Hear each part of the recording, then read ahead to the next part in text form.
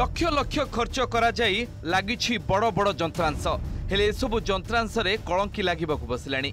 Plant चारिपाखे अनाबना घास उठिगलाणी। ए प्रकार परित्यक्त अवस्था को चलीगलाणी ए प्लांट। राष्ट्रीय कृषि विकास योजना माध्यम रे केंद्र सरकार प्राय 50 लाख टंका विनियोग करी एक क्षुद्र शिल्प तैयारी करथिले नवरंगपुर जिला उमरकोट अंचल रे।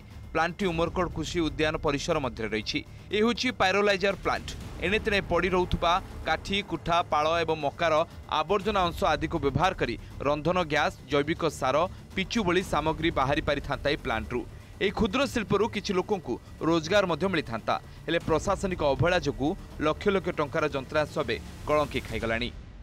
उमरकोट एग्रीकल्चर फार्म भितरे वेस्टेज रिसाइक्लिंग प्लांट जोटा हितला 1.5 वर्ष तले सीटा भारत वर्ष रे प्रथम थर पई ए उपांत अंचल जोटा कि उमरकोट रे हैला किंतु ताको उपयोग करिवार शक्ति पूर्व सरकार रो नथिला। योजना हिदिला किंतु योजना रही गला जोटा कि कोटी कोटी टंकार सरकार संपत्ति माटी मिसी गलानी। से जो प्रोजेक्ट को माने मिशन शक्ति थ्रू जेकोसी एसएचजी ग्रुप को देकी सेटा चलावा कथा किंतु 1.5 वर्ष हो गलानी सेटा एबे पर्यंत कोनोसी कार्यक्रम हो पारलानी।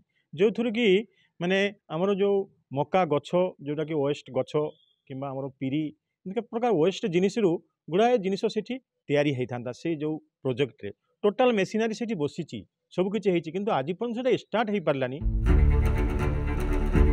उमरकोट भली उपांत अंचल रे मिशन शक्ति जरिया रे महिला आर्थिक स्थिति मजबूत करने को केंद्र सरकार योजना करथिले किंतु उद्घाटन 18 मास बीती जाइथिले मध्य ताहा आज पर्यंत कार्यक्रम होई पारुनी। पूर्व सरकार एथिपाई ध्यान देई नांती तेणु वर्तमान सरकार एक कार्यक्रम करंतु बोली कहिसंती स्थानीय चासी। ए प्लांट ओरमास अधीन रही एपटे ओरमास जिला मुख्य कहिसंती एने अनुध्यान कराजिवो। सरकार के द्वारा जोड़ा पायरोलाइजर प्लांट तैयारी होती 1.5 वर्ष है सर इनाग्रेसन होगलानी।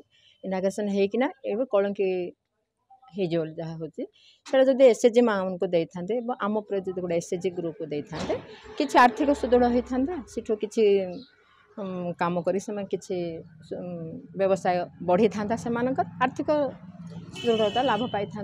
बर्तमान जहाँ खबर शुणा पाँच किसी दिन है सेटा अंडर मेंटेनेंस कि बंद अच्छी तो जो बंद अच्छी पुणी थे आम कि भाव चेष्टा करके एसएचजी मान आहरी दक्षता कि विकास हम ता सहित जिला प्रशासन जिले में गोटे जिनिस स्थापन कर तार कार्यभार आम नवा ता सहित कि कार्यक्रम करवा आसंता दिन मानक आम गोटे चेष्टा करूँ जिला प्रशासन को अनुरोध रही।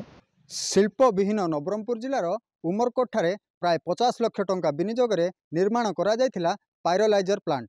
उद्घाटनर 1.5 वर्ष परे मध्य ताहा कार्यक्षम हो पारि नाही। वर्तमान पायरोलाइजर प्लांटटी कलंकी खाइबाकू बसिलाणी। एबे देखिबाकू बाकी रहिला केबे एहा कार्यक्षम होउची ओ एहार लाभ लोके उठाई पारुछंती। उमरकोटरू संतोष शतपथी, ओटीवी।